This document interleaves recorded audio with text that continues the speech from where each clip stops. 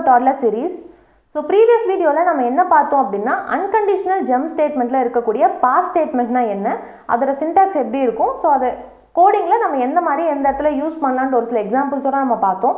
So previous video யாராவது பார்க்காம ஸ்ட்ரைட்டாக அந்த வீடியோ பார்த்துட்டு இருக்கீங்க அப்படின்னா டிஸ்கிரிப்ஷனில் லிங்க் கொடுத்துருக்கேன். ஸோ ப்ளீஸ் நீங்கள் அந்த வீடியோவும் போய் பாருங்கள். ஸோ தட் நம்ம ஃபர்தராக பார்க்குற கான்செப்ட்ஸ் எல்லாமே உங்களுக்கு இன்னும் பெட்டராக புரியும். ஓகே, இன்னைக்கு இந்த வீடியோவில் நம்ம என்ன பார்க்க போகிறோம் அப்படின்னா அன்கண்டிஷனல் ஜம்ப்ஸில் இருக்கக்கூடிய break statement, continues statement, pass statement. So இது எல்லாமே ஒரு கன்சாலிடேஷன் வீடியோ தான். ஸோ ஒன்னொன்னும் நம்ம தனித்தனியாக வீடியோ போட்டிருக்கோம்.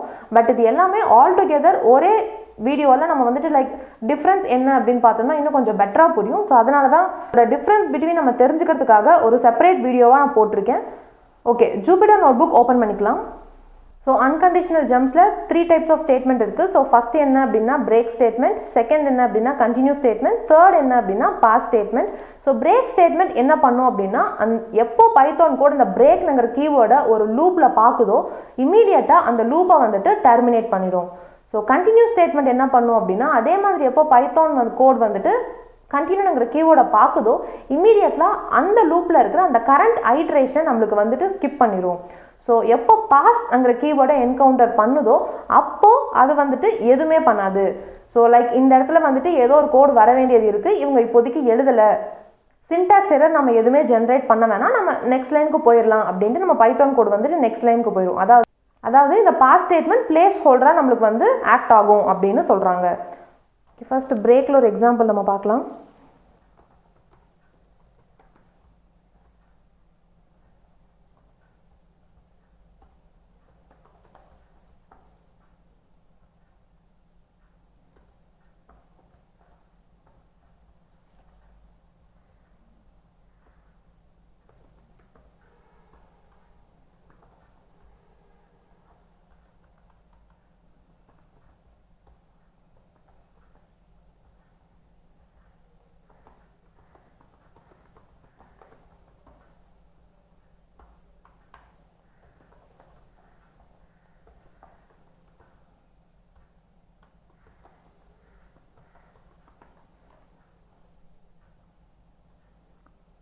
ஓகே, இப்போ இந்த கோடை நான் ரன் பண்ணுறேன். இந்த இடத்துல ஐ விட்டுருக்கேன். So for I in range. So இப்போ இந்த கோட் ரன் பண்ணலாம். ஸோ ஃபர்ஸ்ட் என்ன பண்ணுறோம் அப்படின்னா ஃபார் ஐ இன் ரேஞ்ச் 10 அப்படின்னு சொல்லியிருக்கோம். ஸோ 10 அப்படின்னா நம்மளோட நம்பர்ஸ் எது வரைக்கும் இருக்கும் அப்படின்னா 0, 1, 2, 3. ஸோ அதே மாதிரி நம்மளுக்கு வந்துட்டு 9 வரைக்கும் இருக்கும். ஸோ அடுத்து பிரிண்ட் ஐ அப்படின்னு சொல்லியிருக்கோம். ஸோ ஃபஸ்ட்டு வந்துட்டு இந்த இடத்துல நம்மளோட ஐ வந்து பாயிண்ட் பண்ணியிருக்கோம். ஸோ ஐயில் என்ன வேல்யூ இருக்குது அப்படின்னா 0ன்னு இருக்குது. ஸோ அதனால் ஃபஸ்ட் இந்த பிரிண்ட் ஐ ரீட் பண்ணும்போது இந்த 0ங்கிற வேல்யூ நமக்கு பிரிண்ட் பண்ணிடும். அடுத்து இஃப் கண்டிஷன் பார்க்கும். So I is greater than 5 அப்படின்னு பார்க்க சொல்லியிருக்கோம். ஸோ 0 இஸ் கிரேட்டர் தென் 5 பார்க்கும். இந்த கண்டிஷன் நம்மளுக்கு ஃபால்ஸ் ஆகுது. ஃபால்ஸ் ஆகுறதுனால எல்ஸ் பிளாக் ரன் ஆகும். Print I am from else பிளாக்னு கொடுத்துருக்கோம். ஸோ அதனால இந்த ஸ்டேட்மெண்ட் இந்த இடத்துல பிரிண்ட் ஆயிருக்கு. ஸோ திரும்ப இந்த பிரிண்ட் ஸ்டேட்மெண்ட்லேருந்து ஃபார் லூப்க்கு போகும். ஐ இன்க்ரிமெண்ட் ஆகிட்டே இருக்கும். ஸோ எது வரைக்கும் இன்க்ரிமெண்ட் ஆகும் அப்படின்னா 1, 2, 3, 4, 5 அதுக்கப்புறம் 6க்கு வர வரைக்கும் நம்மளுக்கு இதே ப்ராசஸ் தான் நம்மளுக்கு வந்துட்டு ரன் ஆகிட்டே இருக்கும். ஸோ 5 வரைக்கும் அதே மாதிரி நம்மளுக்கு இந்த இடத்துல பிரிண்ட் ஆயிடுச்சு. பிரிண்ட் பண்ணதுக்கு அப்புறமேட்டு இப்போது ஐ வந்து 6ல் பாயிண்ட் பண்ணியிருக்கு. உள்ளே வந்துட்டு இந்த பிரிண்ட் ஸ்டேட்மெண்ட் ஒன்று கொடுத்துருக்கோம். ஸோ பிரிண்ட் ஐ கொடுத்துருக்கிறதுனால நம்மளுக்கு இந்த 6 வந்து பிரிண்ட் ஆயிடுச்சு. பிரிண்ட் ஆனதுக்கு அப்புறமேட்டு இஃப் கண்டிஷன் வரும். So if I is greater than 5 பார்க்கும். ஸோ 6 இஸ் கிரேட்டர் தென் 5 பார்க்கும். இந்த இடத்துல நம்ம கண்டிஷன் வந்துட்டு நம்மளுக்கு ட்ரூ ஆகுது. ட்ரூ ஆகும்போது என்ன பண்ணும் அப்படின்னா இஃப் பிளாக்ல என்ன கோடு கொடுத்துருக்கோமோ அதை தான் வந்து ரன் பண்ணும். இஃப் பிளாக்ல என்ன கோடு கொடுத்துருக்கோம் அப்படின்னா பிரேக்ங்கிற ஸ்டேட்மெண்ட்டை நம்ம கொடுத்துருக்கோம். ஸோ எப்போ பைத்தான் கோட் இந்த பிரேக்ங்கிற ஸ்டேட்மெண்ட்டை நம்மளோட ப்ரோக்ராமில் பார்க்குதோ என்ன பண்ணும் அப்படின்னா இமீடியட்டாக இந்த ஃபார் லூப்ல இருந்து நம்மளை வெளியில் எடுத்துகிட்டு வந்துடும். ஸோ இந்த ஃபார் லூப் வந்துட்டு டெர்மினேட் பண்ணிடுவோம். ஸோ டெர்மினேட் பண்ணிட்டு இந்த லூப்பை விட்டு வெளியில் வந்துடும். வெளியில் வரும்போது 6க்கு அப்புறம் இங்கே இருக்க இந்த 7, 8, 9ங்கிற நம்பர்ஸை நம்ம பைத்தான் கோட் வந்துட்டு பார்க்காது. இந்த 6ல இருந்தே நம்ம ப்ரோக்ராம் வந்துட்டு வெளியில் வந்துடும். வெளியில் வந்துட்டு வேற ரிமைனிங் லைன்ஸ் ஆஃப் கோட் இருக்கான்னு பார்க்கும். இருந்துச்சுன்னா அதை வந்துட்டு ரன் பண்ணும். ஸோ சும்மா ஒரு லைன் நம்ம கொடுத்துருக்கோம் ப்ரோக்ராம் டெர்மினேட்டட் அப்படின்ட்டு. ஸோ அந்த லைன் தான் நம்மளுக்கு இந்த இடத்துல பிரிண்ட் ஆயிருக்கு. ஸோ இந்த மாதிரி தான் பிரேக் ஸ்டேட்மெண்ட் ஒர்க் ஆகும். ஸோ இப்போது இதே கோடை நம்ம வந்துட்டு காப்பி பண்ணிக்கலாம். காப்பி பண்ணிவிட்டு இதே கோட் நம்மளுக்கு கண்டினியூவில் எப்படி ஒர்க் ஆகுது அப்படின்னு நம்ம பார்க்கலாம். ஸோ இதே கோட் நான் பேஸ்ட் பண்ணிவிட்டு இந்த இடத்துல என்ன தரேன் அப்படின்னா இந்த பிரேக் ஸ்டேட்மெண்ட் மட்டும் எடுத்துகிட்டு பிரேக்குக்கு பதிலாக கண்டினியூ அப்படின்னு கொடுத்துட்டு நான் கோடை ரன் பண்ணுறேன். ப்ரோக்ராம் அவுட்புட் கொஞ்சம் கிளியராக தெரியணுங்கிறதுக்காக நான் ஸ்க்ரீனை வந்து கொஞ்சம் ஜூம் அவுட் பண்ணியிருக்கேன். ஸோ இது நம்மளுக்கு ஆல்ரெடி தெரிஞ்ச கோட் தான். ஸோ இந்த இடத்துல என்ன பண்ணுறோம் அப்படின்னா திரும்ப அதே மாதிரி தான் நம்ம கோட் கொடுத்துருக்கோம். பட் இந்த இடத்துல நம்ம வந்துட்டு கண்டினியூங்கிற வேர்ட் மட்டும் நம்ம மாற்றிருக்கோம். ஸோ இப்போ அவுட்புட் பாருங்கள் நம்மளுக்கு வேறு மாதிரி வந்திருக்கு. ஸோ முன்னாடி அவுட்புட்டில் பார்த்தோம் அப்படின்னா நம்மளுக்கு எந்த மாதிரி வந்திருக்கு அப்படின்னா 6 வரைக்கும் பிரிண்ட் பண்ணிவிட்டு 6ங்கிற நம்பரை மட்டும் பிரிண்ட் பண்ணிவிட்டு அதுக்கப்புறம் ப்ரோக்ராம் டெர்மினேட்டட் அப்படின்ட்டு ஒரு லைன் வந்து நம்மளுக்கு வந்துருச்சு. பட் இந்த இடத்துல என்ன வந்திருக்கு அப்படின்னா நம்பரை 6 பிரிண்ட் பண்ணிட்டு அதுக்கப்புறம் இருக்க 7, 8, 9 நம்மளுக்கு பிரிண்ட் பண்ணிட்டு தான் ப்ரோக்ராம் டெர்மினேட்டட்ங்கிற லைன் வந்து வந்திருக்கு. ஸோ இந்த அவுட்புட் எப்படி வந்திருக்குன்னு பார்க்கலாம். ஸோ திரும்ப இதே மாதிரி ரேஞ்சில் என்னென்ன நம்பர்ஸ் இருக்கும் அப்படின்னா 0ல் இருந்துட்டு 9 வரைக்கும் நம்மளுக்கு வந்துட்டு நம்பர்ஸ் இருக்கும். ஸோ 6, 7, 8 அதுக்கப்புறம் 9 வரைக்கும் இருக்கும். ஸோ ஃபஸ்ட்டு ஐ என்ன இருக்கோ அதை பிரிண்ட் பண்ணும். ஸோ ஃபஸ்ட்டு 0ல் இருக்கும். 0 நம்மளுக்கு இந்த இடத்துல பிரிண்ட் பண்ணியிருக்கு. அதுக்கப்புறமேட்டு கண்டிஷன் செக் பண்ணும். 0 is greater than 5 condition falls ஆகும். ஸோ எல்ஸ் பிளாக் நம்மளுக்கு ரன் ஆகும். So I am from else black அந்த லைன் இந்த இடத்துல பிரிண்ட் ஆயிருக்கு. ஸோ திரும்ப ப்ரோக்ராமோட கண்ட்ரோல் இங்கேருந்து திரும்ப ஃபார் லுக்கே போகும். ஐ இன்க்ரிமெண்ட் பண்ணும். ஸோ 1 ஐயில் என்ன வேல்யூ இருக்கோ அதை நம்மளுக்கு இந்த இடத்துல பிரிண்ட் பண்ணும். ஸோ திரும்ப இந்த இஃப் கண்டிஷன் ஃபால்ஸ் ஆகும். எல்ஸில் இருக்கிற ஐ எம் ஃப்ரம் எல்ஸ் பிளாக்ங்கிறத நம்மளுக்கு பிரிண்ட் பண்ணும். ஸோ இதே மாதிரி ஒவ்வொரு வாட்டி இன்க்ரிமெண்ட் ஆகும்போது 2, 3, 4, 5 வரைக்கும் நம்மளுக்கு அதே மாதிரி நம்மளுக்கு இந்த இடத்துல பிரிண்ட் பண்ணிடும். ஸோ பிரிண்ட் பண்ணதுக்கு அப்புறமேட்டு இப்போ நம்மளோட ஐ வந்து இந்த 6ல் பாயிண்ட் பண்ணியிருக்கு. இப்போது பிரிண்ட் ஐ நம்ம தரும்போது என்ன நம்பர் இருக்கோ அந்த நம்பரை நம்மளுக்கு இந்த இடத்துல பிரிண்ட் பண்ணிவிட்டு இந்த இஃப் கண்டிஷன் வந்து செக் பண்ணும். இஃப் கண்டிஷனில் என்ன கொடுத்துருக்கோம் அப்படின்னா I is greater than 5 அதாவது 6 is greater than 5 பார்க்க சொல்லியிருக்கோம். ஸோ 6 is greater than 5 பார்க்கும்போது இந்த இடத்துல கண்டிஷன் நம்மளுக்கு ட்ரூ ஆகுது. ட்ரூ ஆகும்போது இந்த இஃப்ல என்ன கொடுத்துருக்கோமோ அந்த கண்டிஷன் தான் நம்மளுக்கு வந்துட்டு ரன் ஆகும்.